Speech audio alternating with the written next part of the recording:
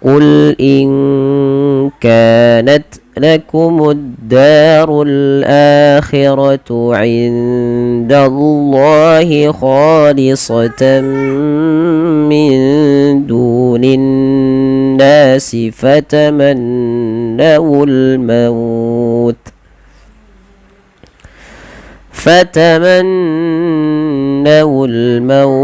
in kuntum sadiqin.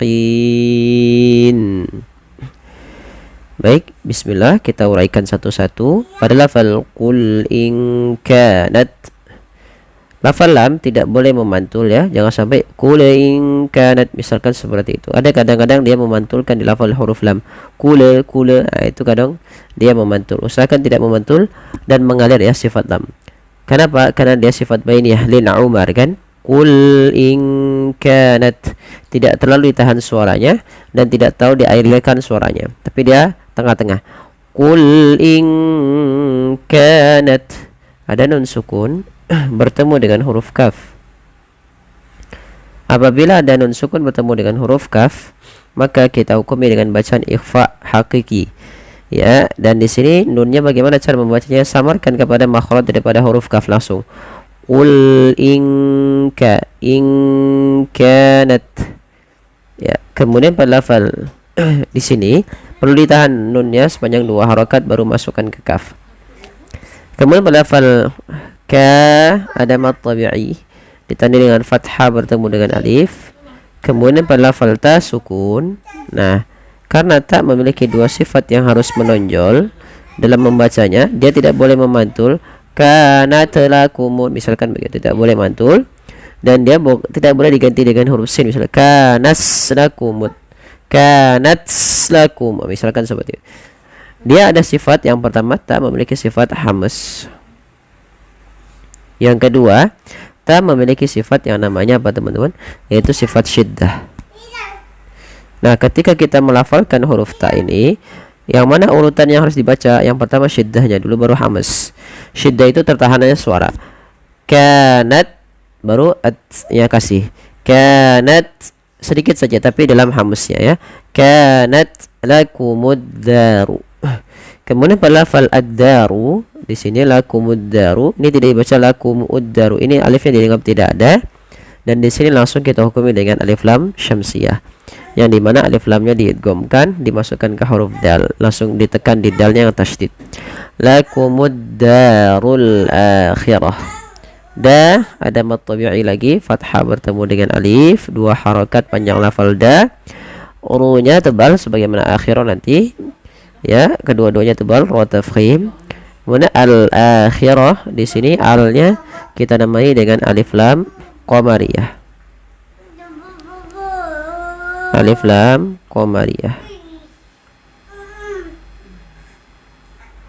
Alif lam qamariyah, yaitu alif lam yang kita tuliskan dan kita baca dengan jelas suara lam ya.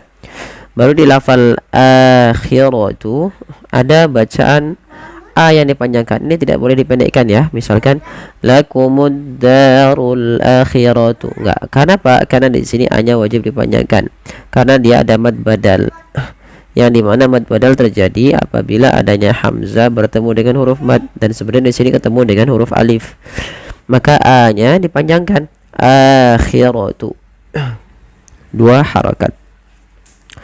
Kemudian pada lafal indallah ada nun sukun bertemu dal. Di sini kita baca dengan bacaan ikhfa.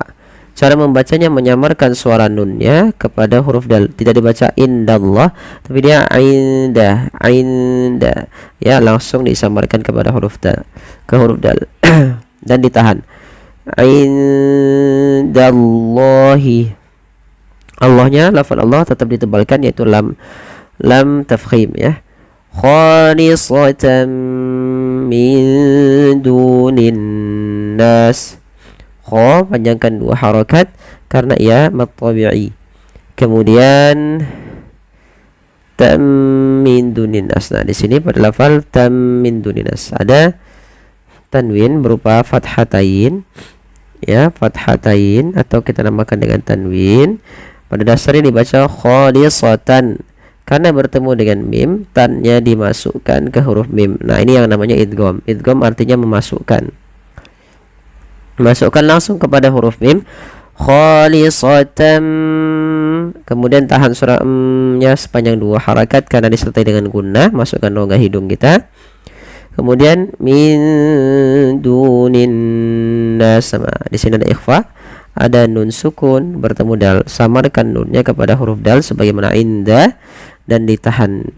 Min dunin nasi, du ada mad tabi'i, dhammah bertemu waw panjangnya 2 harakat. Kemudian melafal min dunin nasi fatamannawul maut. Pada lafal an-nas ada bacaan gunnah, pada lafal nun berharakat tasydid. Ini sama dengan idgham bi gunnah, cara menahan suara nunnya yaitu ditahan min dunin nas. Nasi ada sebenarnya ada hukum tajwid berupa mad tabi'i. Mad tabi'i ditandai dengan apa teman-teman? Adanya fathah bertemu dengan alif ya. Kemudian fatamannawul mauta, sama ada nun tasydid lagi. Kita hukumi dengan bacaan gunnah. Gunnah yaitu memasukkan suara ke rongga hidung kita. Tapi di sini ditahan gunnah suara huruf lafal nunnya. Fatamannawul mauta. Kemudian al mauta. Ini wul mauta, jelaskan wunya. Ya, ketemu dengan al mauta. Mauta lembutkan pada lafal mauta karena di sini ada bacaan lin yang dimana fathah bertemu dengan huruf waw, yang mana waw termasuk huruf lin dan juga huruf mat. Tapi di sini huruf lin karena apa? Karena dia ada fathah yang mendahulunya.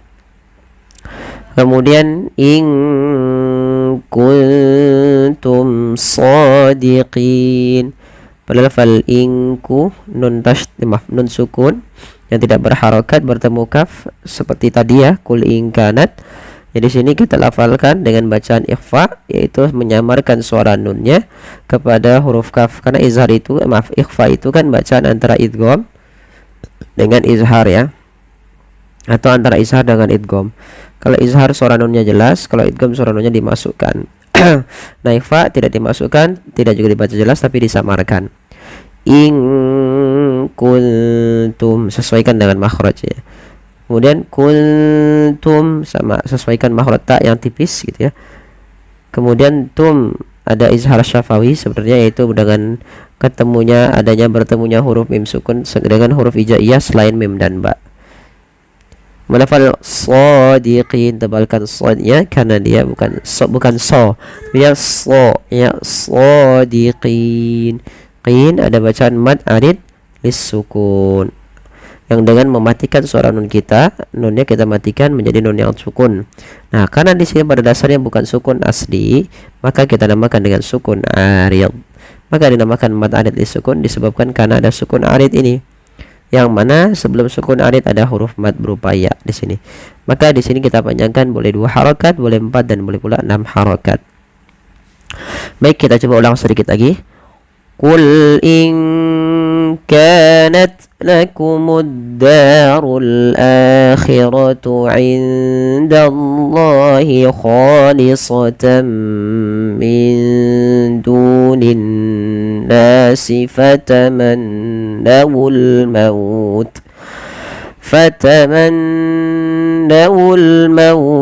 in kuntum shadiqin. ولن يتمنوه أبدا بما قدمت أيديهم والله عليم بالظالمين. Baik, mari kita perhatikan pada lafal walayya. Kita langsung masukkan suara nunnya kepada huruf ya. Karena di sini ada bacaan idgham bi gunnah, yaitu ketika ada nun bertemu dengan huruf bigunnah atau huruf idgham bigunnah yang 4, yaitu yang pertama ya, waw, mim, dan nun. Apabila ada nun sukun atau tanwin bertemu dengan 4 huruf ini, nun sukun atau ya tanwin, an, in, un, bertemu dengan 4 huruf ini kita hukumi dengan idgham bigunnah. Nah, nanti idgham juga ada namanya idgham kamil dan idgham naqis. Nah, di sini karena kita bertemu dengan huruf ya, ini idghamnya idgham naqis. Tidak secara utuh menghilangkan suara nunnya kepada huruf huruf ya. Jadi tidak hilang langsung, tapi dia masih menyisakan suara nun yang sedikit. Walayya, walayya, bukan walayya, tapi walay, sambil memasukkannya ke rongga hidung kita. Walayyatamannahu. Kemudian pelafal mannawhu, ada bacaan di sini nun berharakat tasydid.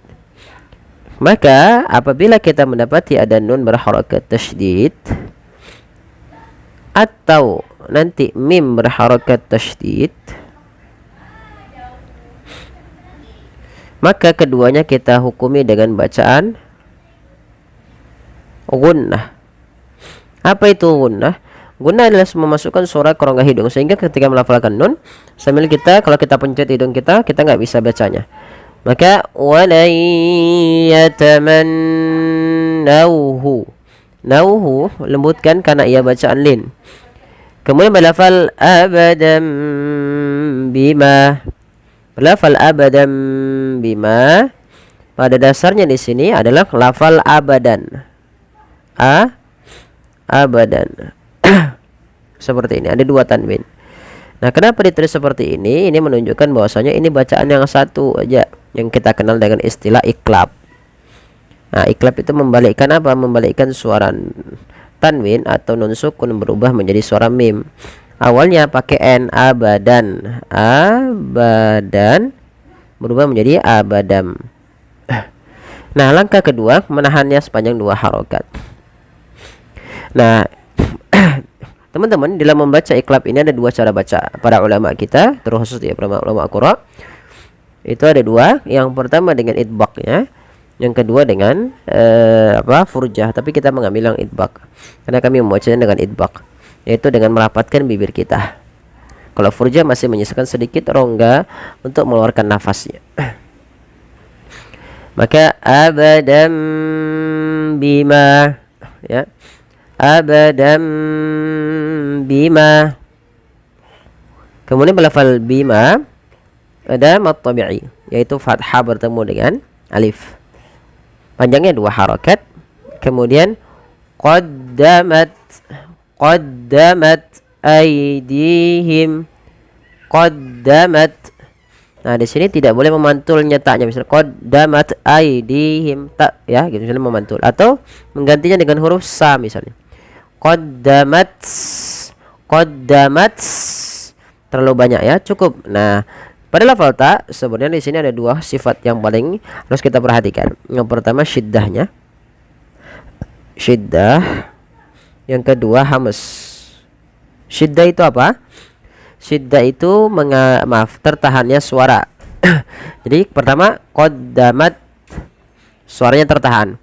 Yang kedua hamas, alirkan nafasnya. Qaddamat. Nah, seperti itu. Baru dilanjutkan aidihim, dilembutkan. Bima qaddamat aidihim. Kemudian melafal aidihim, lembutkan melafal ai karena dia bacaan lin. Kemudian melafal dihim. Nah, di sini ada bacaan berupa mat tabi'i, yaitu ditandai dengan kasrah bertemu ya. Kemudian pada lafal wallahu alimum bizzalimin. Pada lafal wallah usahakan jangan menebalkan wa, tapi dia wa-nya tipis. Wallahu, bukan wallah, bukan, tapi wallahu. Nah, di sini lamnya pada lafal Allah lam tafkhim, lam jangan ditebalkan. Kemudian pada lafal alimum billah, ali yaitu kasrah bertemu ya sukun, dilafalkan dengan bacaan mat tabi'i. Yaitu berapa harokat pada lafal ali? Yaitu 2 harokat. Alimum. Kemudian pada lafal mum di sini ada bacaan iklab lagi. Pada dasarnya di sini alimun. Karena bertemu ba sebagaimana abadam, maka ia digantikan. Maka ia digantikan ya teman-teman. Diganti dengan suara mim. Awalnya alimun, ketemu ba digantikan dengan mim dan ditahan. Alimum billah. Kemudian pada lafal dha jangan dibaca dengan bizzo ya. Kesalahan yang sering terjadi adalah menggantinya dengan zo. Bizzolimin itu sering bizzo, padahal dia bukan makhrajnya bukan bizzo, tapi dia ujung lidah harus menempel dengan gigi seri atas. Billah ya, billah, dan pangkal lidah kita angkat. Wallahu alimum bizzalimin. Allah mad tabi'i fathah bertemu alif. Min bacaan mad arid disukun, yaitu adanya huruf nun yang disukunkan karena sukun arid, sukun karena waqaf di akhir bacaan kita. Dan sebelum huruf yang sukun itu ada mad, ada huruf mad berupa ya. Maka ini kita boleh memilih panjangnya 2 atau 4 atau 6 harokat. Tapi kita ngambil yang 4 ya teman-teman, ngambil yang tengah-tengah saja. Baik, coba kita coba ulang. Walan yatamannawhu abadan bima qaddamat aydihim wallahu alimun bizzalimin. Walan yatamannawhu abadan bima qaddamat aydihim wallahu alimun bizzalimin. Ya, shadaqallahul azim. Ya, semoga bermanfaat bagi sahabat sekalian. Kurang lebihnya mohon maaf. Wabillahi taufiq. Wassalamualaikum warahmatullahi wabarakatuh.